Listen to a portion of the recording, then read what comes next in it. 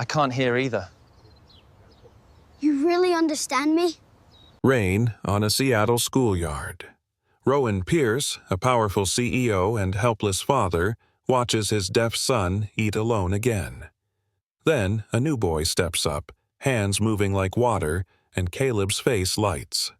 In the boy's pocket, a matte blue toy truck covered in little letters, a promise. Rowan feels awe and guilt. When the board calls this friendship a distraction, what will he risk to keep that first hello alive? Seattle wakes in a gray hush, rain needling the school drop-off lane. Rowan Pierce eases the SUV forward and watches his son through the windshield. Caleb, 8 years old, shoulders a backpack that looks too big on him. He moves like he is bracing for a wave no one else can see. Rowan steps out, closing the door gently. He is the picture of control to anyone who passes. Deep blue eyes, dark brown hair brushed side-swept with elegant gray, a strong square jawline, thick brows, a warm, practiced smile. The custom-tailored navy suit and red tie fit his tall, muscular frame like armor. Inside the armor, his heart stumbles. He crouches to Caleb's eye level. "Breakfast okay?" he says, speaking softly, shaping the words. He adds signs he practiced last night. Good. Morning. Brave. His fingers skitter, clumsy. Caleb watches, patient but distant, then signs back with small, careful motions. Fine. I will sit. He looks away. Rowan follows the line of Caleb's gaze to the cafeteria windows. Tables filling. Laughter. Bodies leaning together in easy arcs. No one signs. Caleb will take his tray to the end, as he always does, to the chair by the wall. Rowan nods, as if they have agreed on something hopeful. "See you at 3, he says. He signs 3, like he is clicking a broken pen. In the driver's seat again, Rowan lets the wipers do their steady work. A laminated card slips from the visor and lands in his lap. The ASL alphabet, corners creased soft as cloth. He should have learned faster. He should have forced the school to hire a full-time interpreter. He should have done 100 better things. The card shakes once in his hand and then stills. By 9, the elevator opens on glass and light. The top floor of a multi-billion-dollar cloud company hums. Screens map uptime and latency like constellations. "We cleared the migration in 80 minutes, someone reports, exhilarated. No user impact. "Good," Rowan says, steady. "Push the post-mortem. Name our errors before anyone else does." His team loves him for that sentence. It is the sentence of a leader who doesn't bluff. But while they talk throughput, he sees a boy by a wall with a tray cooling. At 11, he sits with Dr. Chen, the pediatric audiologist, on speed dial. "He is not failing," she says, calm, kind. "He is isolated. Inclusion without language is not inclusion." "I tried to make the school build a bridge," he says. He is careful with nouns. Build, bridge. Money is not the problem. "Money is never the problem," she says. "It just makes other problems harder to ignore." At 3, he returns to the lane. The rain has thinned to mist. Caleb walks out with his head down, coat unzipped, the zipper tag tapping. Rowan opens the passenger door. "Hey, champ," he says, and signs "Hey" with the same hand that wears the wedding band he never removed. Caleb climbs in without looking. They drive in a clean, quiet bubble, wheels on wet pavement, turn signals counting miles. Home is all muted wood and tall windows, a house built to gather. The kitchen at dusk looks like a magazine's idea of comfort. Rowan heats soup. Caleb sits with a pencil and a sheet of paper. He draws a grid of letters, A through Z, then turns the paper on its side and writes the same letters again with small, blocky hands. Rowan recognizes the pattern. Caleb is mapping sounds to shapes he cannot hear, trying to hold the language still.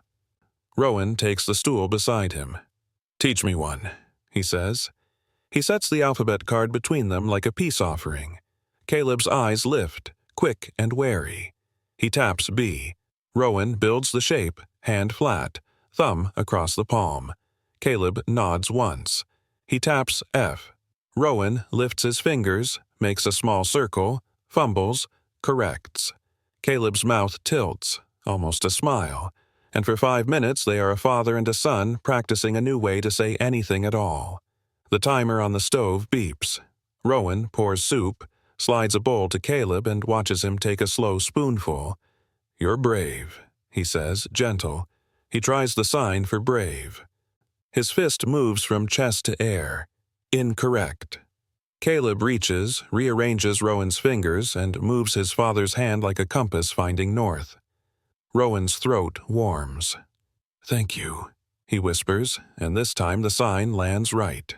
Bath. Pajamas. The house softens into night. In Caleb's room, the white noise machine murmurs. Rowan tucks the alphabet card into the small outer pocket of Caleb's backpack, careful, like planting a seed. He pauses in the doorway. "Good night, my boy," he says softly. He signs, "Good. Night. Proud." The last sign is messy. Caleb signs it back, slower, making sure his father can see. Downstairs, the suit jacket comes off. The red tie loosens. Rain beads at the windows like a code he is still learning to read. He thinks of bridges and classrooms and the wall at the end of the cafeteria. He thinks of the word friend and how it feels in the hand. Tomorrow will be the same, he tells himself, unless something changes. He looks at his phone, at the calendar packed with meetings that make stock rise or fall, and wonders what kind of meeting could make a table open for his son. The morning playground is a sea of motion. Jackets flapping, sneakers pounding, the shrill whistle of a teacher corralling latecomers. Rowan stands by the gate, hands tucked in his pockets, watching Caleb shuffle toward the blacktop. His son's head tilts slightly down, eyes fixed on the concrete. He looks like he's preparing to fade. Then it happens. From the stream of new arrivals, a boy with dark hair and quick steps stops in front of Caleb. Mason Reyes, 8 years old. He raises both hands. His fingers fly, shaping words in air. "Hello, how are you? Want to play?" The air shifts. Kids on the swings slow. A group of girls near the slide stop mid-laugh. Even the ball bouncing on the court pauses as if it knows something rare has entered the space. Caleb freezes for a heartbeat. Then his face cracks wide open. A smile. Bright, unguarded, alive. His hands spring up, returning the signs with urgency. Rowan feels something snap in his chest, as if the silence that had coiled around his boy has just split. The boys fall into rhythm. Mason signs fast, playful, exaggerating for effect. Caleb mimics, then adds his own spin. They circle each other, laughing silently, hands painting stories no one else can follow. Mrs. Patel, the teacher on duty, walks over, her eyes shining. She glances at Rowan, who has moved closer to the fence, unable to look away. "Do you see this?" she whispers, her voice trembling with awe. "It's like watching a door open." Rowan swallows hard, his throat thick. His mind races. Who taught this child? Why here? Why now? But none of it matters more than the look on Caleb's face. Months of hollow meals, lonely recesses, and turned shoulders, all undone by a boy whose language flows like water. Mason pulls a small toy truck from his pocket, sets it on the pavement, and nudges it toward Caleb. The truck is worn, its paint chipped, but Rowan notices letters scrawled across it in marker, sign shapes carefully drawn, like an alphabet carved in blue. Caleb kneels, touches the truck, then looks up at Mason with something like reverence. Rowan grips the chain-link fence. His hands ache with the pressure, but he doesn't loosen. The guilt seeps in, hot and sharp. He had built empires in glass towers, commanded teams across continents, but this gift of connection, he had not been able to give his son. The bell rings. The boys scramble toward the line, the truck clutched between them like treasure. Caleb doesn't glance back. For once, he doesn't need to. Rowan stays there long after the doors swallow them. Rain dampens his suit jacket. He doesn't care. His heart is unsteady, torn between awe and shame. A stranger had unlocked his son's laughter. A stranger had given him what his wealth never touched.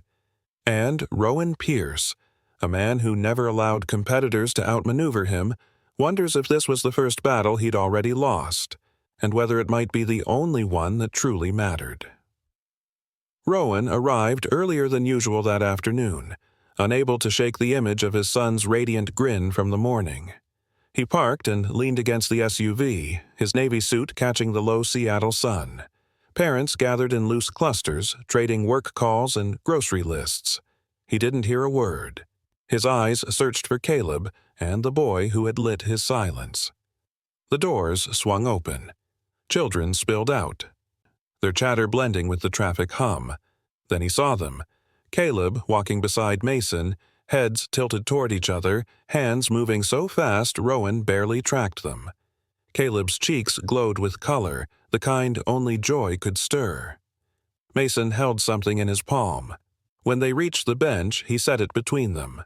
A toy truck, matte blue, edges scuffed, wheels worn. But Rowan noticed what others might miss. Across the roof, Mason had carefully inked tiny ASL hand shapes, each letter of the alphabet etched in marker. The truck wasn't just a toy. It was language made solid, something you could hold when words slipped away. Caleb tapped the truck's hood, then pointed to Mason, signing headlights. "Hello." Mason grinned and nodded, adding, "Horn help." Caleb laughed silently, his shoulders shaking, and added turn signal, "Thank you."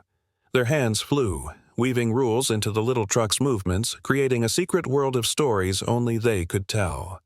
Mrs. Patel approached Rowan quietly, her gaze tender. "Do you see this?" she whispered, leaning closer.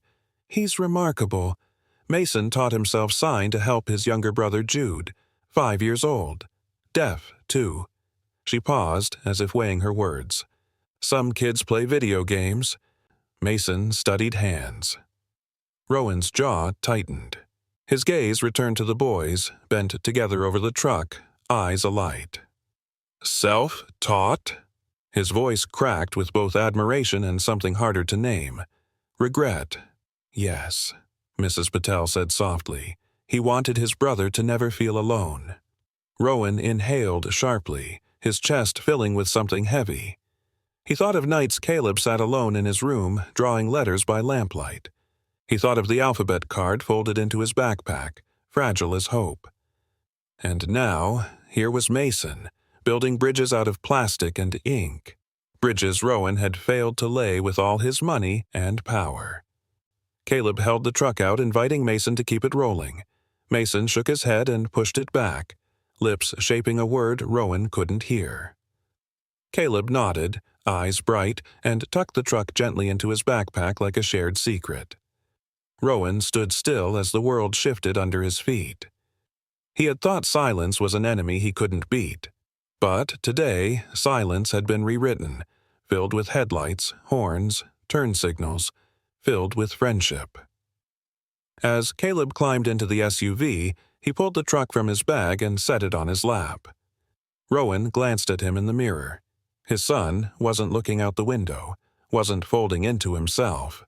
He was tracing the hand-drawn letters, whispering stories with his fingers against the glass. Rowan gripped the steering wheel, his vision blurring. For the first time in months, he felt the faint, trembling outline of something he had nearly given up on, a way forward. The drizzle had thickened into a steady rain by the time Rowan pulled up to the curb. He scanned the crowd of parents, coats pulled tight, umbrellas blooming like dark flowers. He spotted Mason first, running out with Caleb, the boy's hands flashing between them even as they darted through puddles. Behind them came a woman moving with careful haste. Early 30s, worn sneakers, a jacket zipped up to her chin. She carried herself like someone who lived half in shadows, glancing left and right before stepping forward. Rowan recognized her in an instant. The mother. "Mrs. Reyes?" he asked gently as the boys approached. She startled, then offered a quick nod. Her eyes were ringed with exhaustion, the kind carved by nights spent on her feet. Her clothes were clean, but clearly mended, her hands red and rough from work. "I'm Anna," she said quietly, brushing wet strands of hair from her face. "I'm sorry if Mason was too much today. He doesn't always know when to stop." Rowan almost laughed at the absurdity. "Too much? He gave my son the first smile I've seen in months." His voice cracked, then softened. "I should be thanking you." Anna's eyes darted away, uneasy. She bent to Mason, fussing with his backpack strap. "Come on, sweetheart. We need to catch the bus." Rowan crouched down to Caleb, brushing a hand across his damp hair. "Did you have a good day?" He signed good. Caleb's answering grin said more than words. When Rowan looked back up, Anna was already ushering Mason toward the corner. That's when he noticed it. Mason, breaking his granola bar in two, tucking half into his pocket with practiced ease. Not hoarding, saving, like it was routine. Rowan's chest tightened. He straightened, rain dripping down his temples. "Let me give you a ride," he offered, raising his voice over the street noise. "It's no trouble at all." Anna shook her head quickly, her voice edged with pride. "Thank you, but we're fine. The bus is just up the block." She gave a faint, apologetic smile. "I don't want to take more than we've already taken." "Taken?" Rowan echoed, startled. "Anna, your son gave mine a gift I couldn't buy in 1,000 lifetimes. You don't owe me an explanation." Her lips pressed tight. She turned back to Mason and Jude, who had just arrived at her side. Little Jude clutching Mason's sleeve, eyes wide without hearing aids today. Anna shifted her bag on her shoulder and whispered, "Thank you for letting them be friends." And with that, she guided her boys into the rain, shoulders squared, steps quick. Rowan stood there in his expensive suit, watching their retreating figures disappear beneath a flickering streetlight. He thought about the halves of the granola bar, the worn sneakers, the weight Anna carried without complaint, and he wondered how many times she had walked away like that, choosing dignity over help, pride over pity, because the world never thought to see her worth. Behind him, Caleb tugged his sleeve, then signed, "Friend, happy." Rowan bent low, hugging his son, his throat burning. "Yes," he whispered, "a friend, and we're going to hold on tight this time." As the SUV door shut and the wipers cleared his view, Rowan realized something unsettling. He was no longer just watching his son's story unfold. He was stepping into it, ready or not. Saturday arrived gray and blustery, the kind of Seattle morning where the clouds pressed low and the air carried the smell of wet earth. Rowan had planned something different, something he thought might bridge the distance between his son and the boys who had given him back his smile. He parked near Gasworks Park, overlooking the lake where kites sometimes danced and joggers passed in steady rhythm. Caleb sat beside him, tapping the scuffed matte blue truck against the window. "Ready, buddy?" Rowan asked, signing the word ready with a slight wobble in his fingers. Caleb corrected him, patient as always, then nodded. Mason was already there, waiting near the entrance. His hands shot up the moment he saw Caleb. "Hello, missed you. Want to play?" Caleb's face lit. The toy truck clutched like a prize as he raced forward. Rowan's eyes shifted to Anna. She stood a few paces back, Jude's small hand in hers. She wore the same mended jacket, but today her posture carried a quiet tension. When Rowan approached, offering a smile, she lifted her chin. "Thank you for inviting us," she said softly. "But maybe it's better here, public, with other families around." Rowan understood the unspoken layer, pride and hesitation weaving together. He nodded. "Here's perfect." The boys wasted no time. Mason announced an ASL scavenger hunt, pointing at trees, benches, clouds, teaching Caleb signs as they moved. Rowan watched Caleb's fingers mirror Mason's with surprising speed. His son wasn't just learning. He was hungry for it. Then Jude, 5 and shy, shuffled closer. He hadn't brought his hearing aids today. his world quieter still. He clung to Anna's hand until Caleb crouched down in front of him. Slowly, carefully, Caleb signed hello. Brave. He lifted the matte blue truck, setting it gently in Jude's small palms. Jude's eyes widened. He traced the hand-drawn letters across the truck's roof, his lips parting in silent wonder. Then, for the first time that day, he beamed. Anna's breath caught. She pressed a hand to her mouth, her eyes shimmering. He never smiles like that with strangers," she whispered. Rowan stood beside her, his gaze fixed on the boys. "They're not strangers anymore," he said quietly. For hours, the children turned the park into a world of signs and laughter. Mason led them through colors, shapes, silly animal names. Caleb stumbled, then improved, his movements gaining fluidity.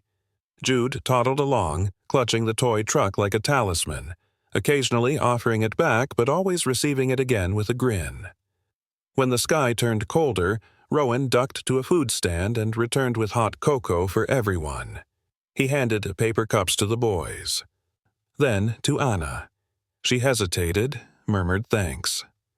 Rowan noticed how Mason tucked the napkin into his pocket along with half his sandwich, saving again without thinking. He pretended not to see. Instead, he ordered extra sandwiches for the hike, handing them out casually. He folded the extras into a bag, setting it near Anna's side so she could carry them home without shame. She noticed. Their eyes met. For a moment, neither spoke. But in the silence, Rowan felt something. An understanding. Fragile, yet undeniable. As the sun slipped lower, the boys huddled on the damp grass, trading stories with only their hands and a battered truck. Rowan glanced at Anna. Her face was tired, yes, but her smile was soft as she watched her children. Rowan's chest ached. He thought of his own wealth, his board meetings, his empty house echoing with polished silence, and he wondered, was this what money had blinded him to all along? The rain held off that Sunday afternoon, leaving Gasworks Park alive with weekend chatter. Families strolled, couples picnicked, dogs tugged at leashes. But Rowan's attention never left the trio of boys spread across a patch of grass near the old rusted towers. Caleb and Mason knelt shoulder to shoulder, their hands moving in an intricate rhythms. Jude sat between them, clutching the matte blue truck, his small face glowing with delight. "Okay," Mason signed, his brows raised. He pointed to the sky. "Blue." He touched his chest, then swept outward. "Blue means calm." Rowan watched, fascinated. Mason was inventing something as he went. A color feelings game. "Red." Mason signed next, eyes sharp, hands chopping quick. "Red means angry." Jude copied, his movements exaggerated. Caleb jumped in, frowning fiercely before breaking into a grin. Jude burst into silent giggles. "Green," Mason declared, puffing out his chest, his hand slicing forward. "Green means brave." Caleb paused, studying the sign. He repeated it carefully, then tapped Jude's shoulder. "Brave," he signed, pointing at the little boy. Jude's eyes lit up, his smile so wide it transformed him. Rowan's throat tightened. His son wasn't just learning words, he was learning how to connect, how to pull others into his world instead of sitting apart. And it was Mason, this child with worn sneakers and a fierce heart, who was teaching him. Anna sat a short distance away, knees drawn up, her work-worn hands resting on them. Her gaze kept drifting to Rowan, as if she half expected judgment. Instead, Rowan rose and walked to the food stand. When he returned, he carried a tray of hot cocoa and a small stack of wrapped sandwiches. "For the hike," he said lightly, setting them down. He handed cups to the boys, steam rising into the cool air. "Thank you," Anna said, her voice cautious. Rowan gave her a gentle smile. "It's nothing." But he didn't just order cocoa. He'd asked for extra sandwiches, packaged carefully, so Anna could take them without the sting of charity. He slid the bag closer to her side, as if it had always been hers. She hesitated, then placed a hand on it, her knuckles trembling slightly. "You didn't have to," she murmured. "Sometimes what people need isn't charity," Rowan said softly. "It's someone noticing." Anna looked away, blinking fast. "Noticing doesn't pay rent." Her words cut sharp, but there was no bitterness in them, just truth. Rowan nodded slowly, respecting the wall she still held. The boys finished their cocoa, their hands sticky with marshmallow foam. Caleb tugged Mason toward the towers, eager to keep playing. Jude followed close, holding the truck like a shield. Their laughter, silent, signed, yet unmistakably joyful, spread through the damp air. Rowan glanced back at Anna. She had pulled the sandwiches into her bag, her shoulders dropping in quiet relief. She caught him watching and gave a faint, almost shy smile.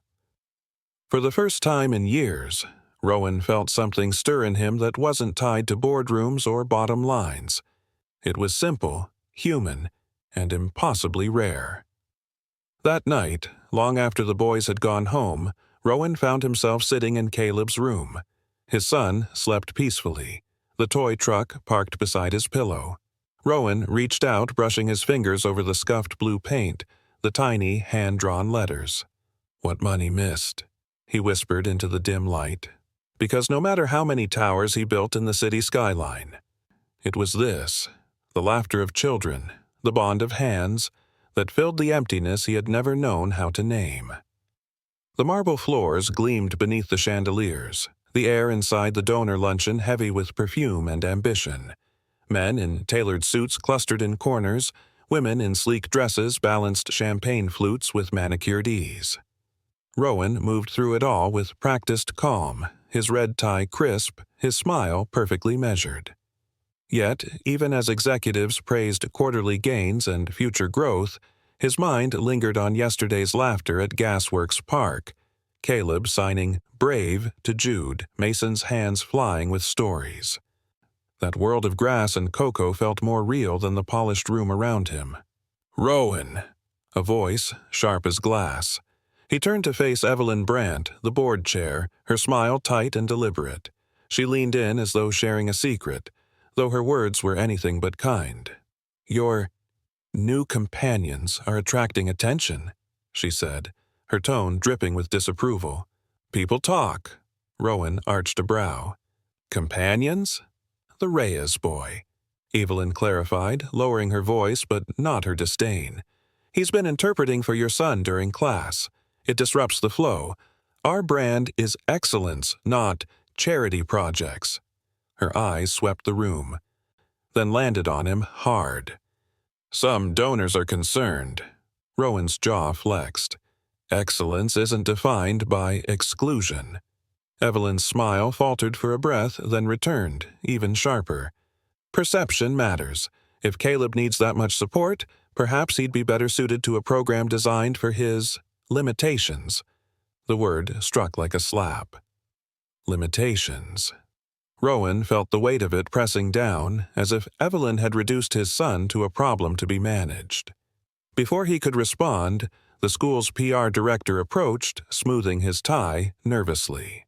"Mr. Pierce, forgive me, but Mrs. Brandt has a point. If the media frames this wrong, it could reflect poorly. Perhaps relocating Caleb to a more fitting environment would avoid controversy." Rowan's hands tightened around his glass, his knuckles pale. He set it down with deliberate care, the crystal ringing faintly against the marble. "My son is not a PR risk," he said quietly, each word deliberate, his voice carrying farther than he intended. A few heads turned. "He is a child, learning to belong, and the boy helping him is not a distraction. He is a miracle." Evelyn's eyes narrowed. "You're letting sentiment cloud your judgment. Investors don't pay for miracles, Rowan. They pay for optics." Rowan leaned in, his tone low but unyielding. "Optics don't teach children how to say hello or how to feel brave." He stepped back, straightening his shoulders. "If excellence costs my son his first friend, then maybe we need to redefine it." The tension clung to him long after Evelyn drifted away, whispering to others with her razor smile. Rowan stood at the edge of the room, chest tight, watching crystal glasses catch the light. For the first time in his career, the walls of power he'd built felt smaller than a playground, weaker than a boy with a battered truck. As the luncheon wound down, Rowan caught his reflection in a tall window, polished, confident, every inch the admired CEO.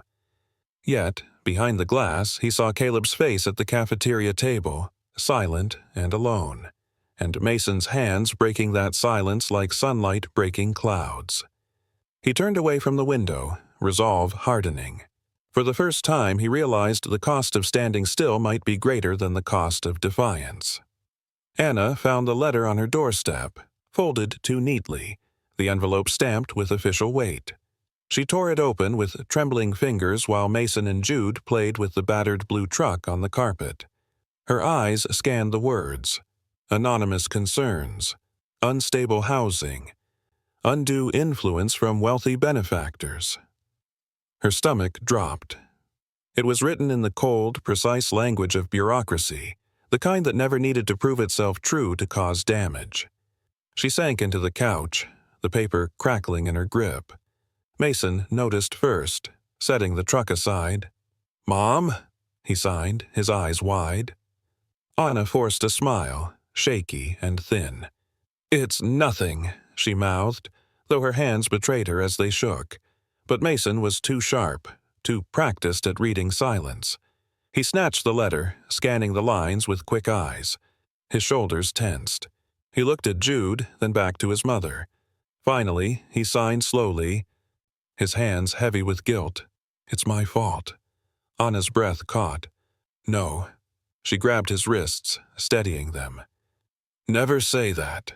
Mason shook his head, tears brimming. "Because I helped Caleb. Because people saw." Anna pulled him close, her heart breaking. She wanted to tell him the world was kinder than this, but her years of scrubbing floors at night and counting coins in daylight had taught her otherwise. By evening, she had packed 2 bags. Clothes, Jude's favorite blanket, Mason's school books. Survival mode, her oldest companion, took over. Moving again meant safety. Moving again meant starting over. Pride could not shield her children from scrutiny that came stamped and signed. When Mason saw the bags, his lips pressed tight. He sat on the edge of his mattress, shoulders hunched. Jude crawled up beside him, small hands reaching for the truck, sensing the storm without hearing it. Mason let him hold it, then leaned close, signing softly, "It's my fault we have to leave." Jude shook his head, clutching the truck tight. His eyes filled with stubborn fire, as though even at 5, he understood more than Mason wanted him to. Anna stood in the doorway, watching her boys console each other in silence. She pressed her hand against the frame, fighting back tears. Every move felt like retreat, like stripping away hope just when it had begun to take root. But what choice did she have? She could not risk strangers deciding her family's fate. She could not risk Caleb's powerful father being painted as some benefactor pulling strings. Even kindness could be twisted into danger. That night, as her sons slept tangled together, Anna sat at the kitchen table, the eviction notice still pinned under the salt shaker. The letter lay beside it, its words burning holes into her resolve.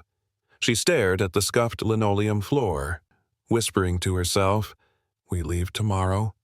Her voice cracked on the last word, because leaving meant tearing Mason from the only friend who saw him clearly.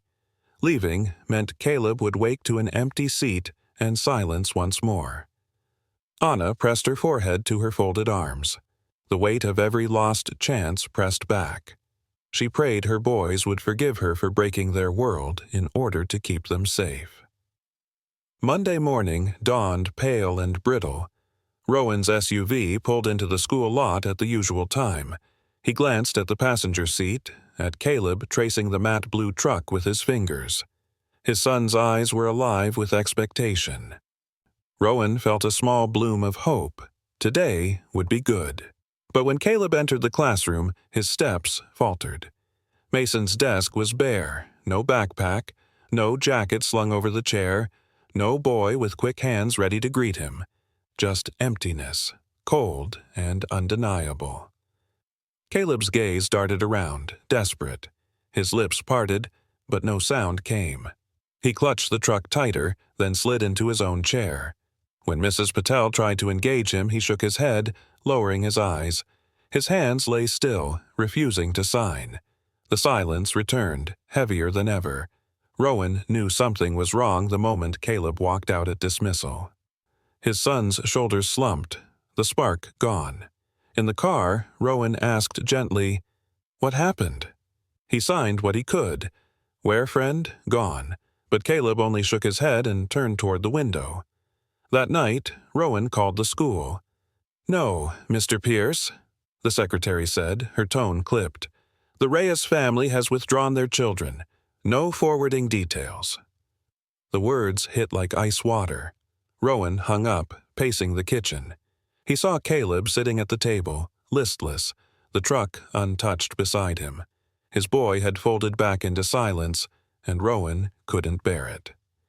The next morning, Rowan drove not to the office, but to the address he'd found on Mason's emergency contact sheet. A narrow street, lined with aging brick buildings. He parked and approached a basement studio with peeling paint and a cracked window. The door stood ajar. Inside, boxes half-packed littered the floor. A lamp sat crooked on a chair, its light weak against the gloom. Rowan stepped carefully, his polished shoes loud on the linoleum. Anna was there, crouched by a box of books. She looked up, startled, exhaustion etched deep into her face. "Anna," Rowan said softly. "Where are they?" Her eyes flashed, torn between fear and pride. "We're leaving Seattle tonight." Her voice broke on the last word. Rowan stepped closer, hands open. "Please, don't do this. Caleb needs Mason. They need each other." She shook her head, tears brimming. "You don't understand. I can't risk my boys. That letter, those eyes on us, it's too dangerous. Your world doesn't let families like mine breathe." Rowan's gaze fell on the eviction notice, crumpled under a chair leg. The reality of her life pressed in, fragile, relentless. He wanted to argue, to promise protection, but the steel in Anna's expression stopped him. "Please don't follow us," she whispered. Her hands trembled as she folded another shirt into the box. "Let us go." Rowan stood frozen, the weight of helplessness crushing him. For all his billions, for all his power, he couldn't stop the one thing unraveling before him. On the drive home, Caleb sat in silence, staring at the toy truck in his lap. When Rowan reached over to touch his shoulder, Caleb signed nothing. The boy's hands, once alive with stories, hung motionless. And in that silence, Rowan realized, losing Mason wasn't just losing a friend. It was losing the fragile bridge to his son's heart. The atrium of Pierce Cloud Systems had never looked like this before. Reporters crowded beneath the glass ceiling, cameras blinking like restless eyes. Employees lined the balconies of 3 floors, whispering, waiting. At the center, a podium stood ready. 2 sign language interpreters waited at either side, hands poised. Rowan adjusted his red tie and stepped forward. His heart thudded, but his gaze was steady. He thought of Caleb's empty stare, Mason's missing desk, Anna's trembling hands. He thought of silence swallowing every child who had no bridge to belong. He gripped the podium. "We measure excellence in numbers," he began, his voice carrying, firm. "Uptime, market share, revenue. But what if excellence is simpler than that?" He paused, letting the room still. What if excellence means every child being able to say hello and being heard? The interpreters signed his words, fluid, alive. Gasps rippled through the crowd. Rowan continued, stronger now. "Today, we launch Hands and Horizons, a citywide initiative to fund ASL programs inside schools, to provide family stipends for deaf and hard-of-hearing children, and to guarantee free interpreters at public events. Because excellence isn't optics, it's access." The phrase landed like a stone dropped into still water. Some clapped hesitantly. Others looked stunned. A few executives whispered into their phones already. One reporter called out, "Mr. Pierce, your stock is dipping. Are you worried?" Rowan didn't flinch. "No. What worries me is a child eating lunch alone because no one else speaks his language. What worries me is a mother packing boxes because help looked like charity instead of dignity. We can rebuild stock. We cannot rebuild lost childhoods." The interpreter signed the words, crisp and clear. A murmur swelled into applause, uneven but growing. Employees on the balconies clapped, some hesitantly, some with conviction. Evelyn Brandt, standing near the back, wore a smile sharp enough to cut glass. 3 clients would walk. The board would seethe. Rowan knew it. But he didn't care. He had drawn his line. When it ended, he walked through the reporters without taking questions. His steps echoed in the marble, each one heavier than the last. Later, in the quiet of his office, he watched Caleb at home on the security feed, sitting at the kitchen table, toy truck in hand, tracing the letters again and again. His son's silence pressed through the screen. Rowan whispered to himself, "This has to reach him. It has to bring them back." Outside, the markets shifted. Inside, Rowan felt the first real certainty in years. He was no longer just fighting for profits. He was fighting for hellos that would never be swallowed again. The Dawn ferry cut across the gray water, its deck slick with mist. Rowan stood at the rail, Caleb beside him, both bundled against the chill. The boy clutched the matte blue truck in his small hands, turning it over and over, as if it could summon the friend who had vanished. Rowan bent low, signing slowly, "We'll find him." Caleb's eyes lifted, doubtful, but holding a spark of hope. Mrs. Patel's words echoed in Rowan's mind. Mason once drew a ferry and a lighthouse. It was the only clue, a sketch she had saved from art class. A child's drawing might not mean much to others, but to Rowan it felt like a map. They reached Bainbridge, the coastal town stirring awake.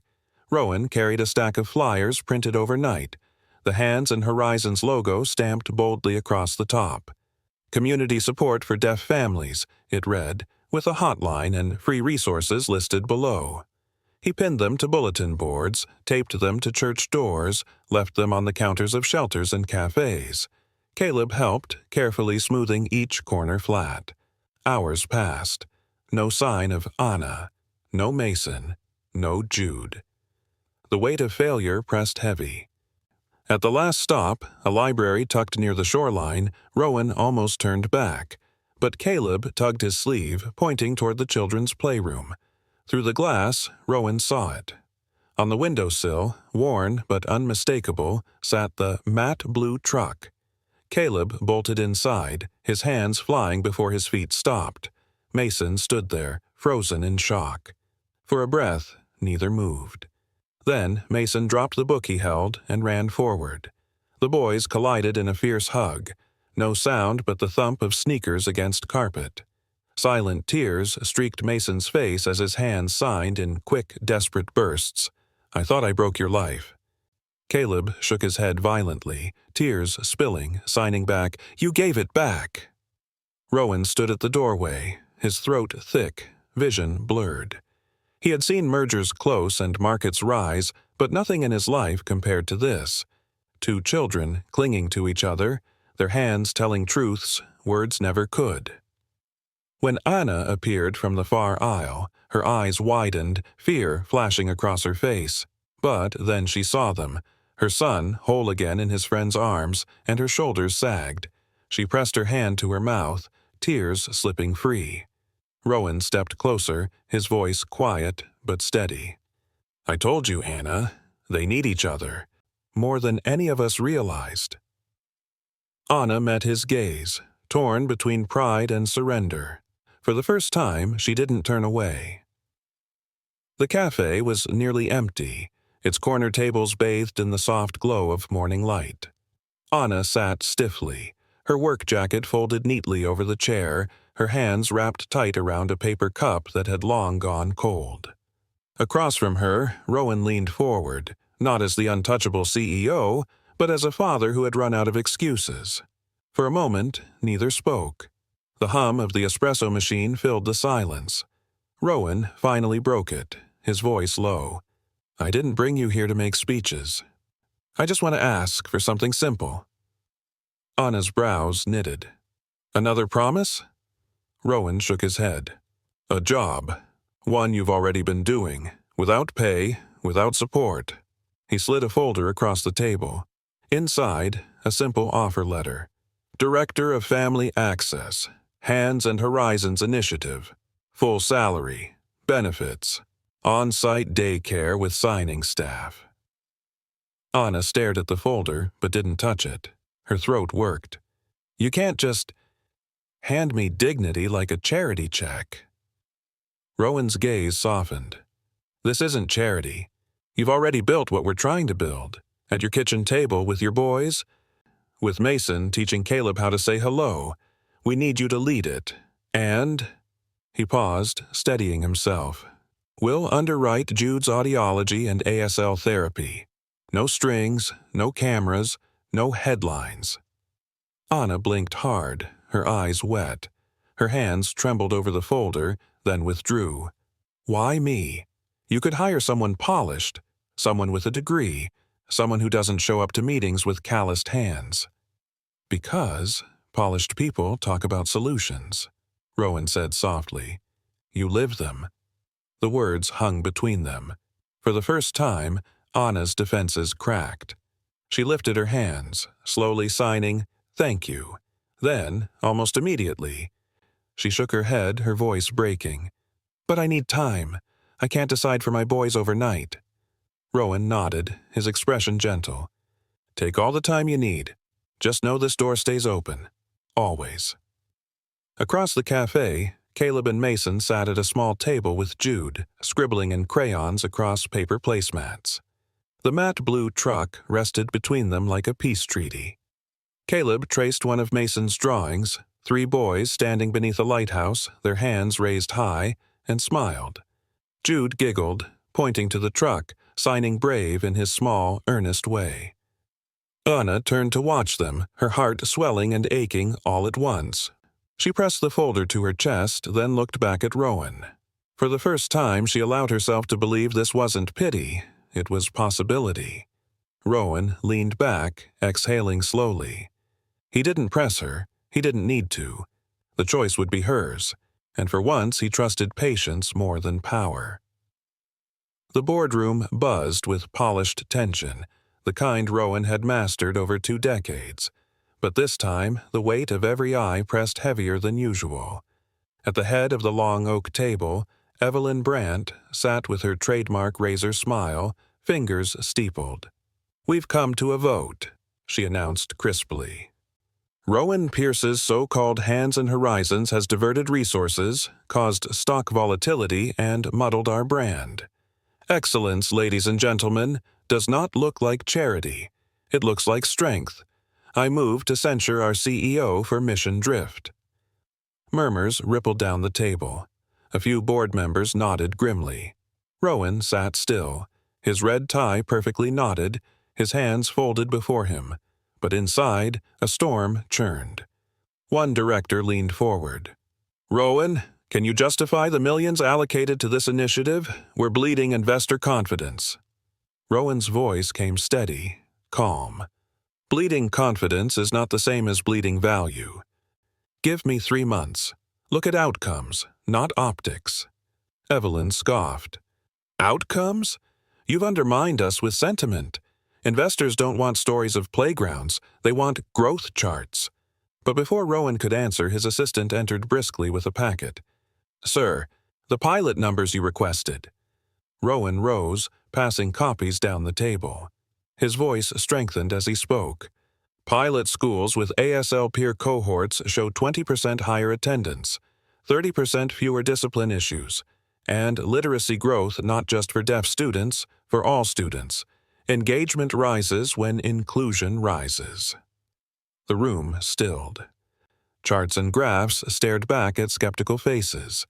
Another director cleared his throat. "Parents are flooding meetings in support. The media has shifted tone since the press conference. Enrollment inquiries are up. This isn't mission drift, it's mission alignment. Evelyn's eyes flickered, her smile faltering for the first time. One program doesn't erase risk. No, Rowan agreed, his gaze unwavering. But it proves the truth, that access isn't a liability, it's a strength. Excellence grows when every child belongs. Silence stretched. Then, one by one, voices rose against Evelyn's motion. Hands lifted.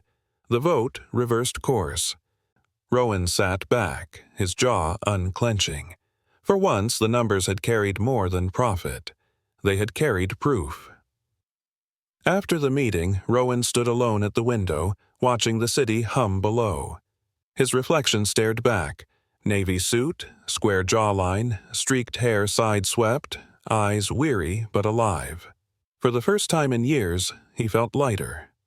Excellence had been redefined, not in the marble halls of power, but in the hands of children holding a battered blue truck. Spring unfurled gently across Seattle, the air softer, the skies brighter. In the courtyard of the new company daycare, laughter rippled like music, some spoken, some silent. All understood. Caleb and Jude raced RC trucks across the pavement, hands flying almost as quickly as the wheels. Their rules were signed in mid-air. Headlights meant start, horns meant turn, and waving arms meant winner. The matte blue toy truck, worn and beloved, sat proudly at the finish line, a relic of where everything began. Nearby, Mason crouched among a small circle of kids, co-leading the very first Brothers and Buddies Club. His hands moved with confidence, teaching jokes in ASL, silly punchlines punctuated by wiggling fingers and exaggerated expressions. The children roared with laughter, some with sound, others with nothing but their shoulders shaking and eyes gleaming. It didn't matter. They all understood. Anna stood at the edge of the group, now dressed in a sharp navy blazer that mirrored her steady authority. A lanyard with Director of Family Access hung around her neck. She moved from one principal to another, calmly but firmly training them on family-first policies. Her once calloused hands now pointed to binders and charts, but the strength in them remained the same. Rowan leaned against the courtyard railing, his red tie loosened, his jacket folded over one arm. The sunlight touched the silver streaks in his hair. His deep blue eyes followed Caleb as the boy signed instructions to Jude, patient and sure. His heart swelled with something deeper than pride, recognition. His son was no longer fighting silence alone. Anna joined him, her expression softer now than the day she'd told him not to follow. "They're building something we couldn't," she said quietly. Rowan glanced at her, warmth in his smile. "They're showing us how." Together, they watched the children. Mason darted to Caleb, teaching him a new classifier. Jude clapped, signing brave with his tiny hands. The courtyard bloomed with life. Not perfect, not polished, but real. Rowan exhaled slowly. For years, he had believed power meant control, over markets, over decisions, over outcomes. But now, watching his son negotiate friendship with hands and heart, he finally understood. Real power wasn't in leading a company. It was in making sure no child's first hello went unanswered. And, as Caleb lifted his hands to sign hello to a new child wandering near the trucks, Rowan knew. The bridges they had built here would outlast all the towers of glass he had ever raised. The story of silence had ended. The story of connection had just begun.